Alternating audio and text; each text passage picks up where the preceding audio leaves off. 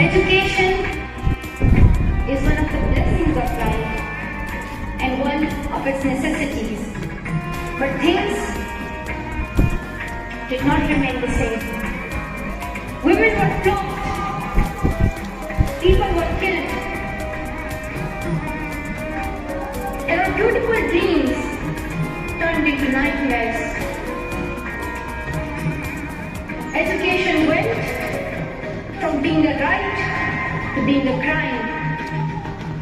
When my world suddenly changed, my priorities changed too. I had two options. One was to remain silent and wait to be killed.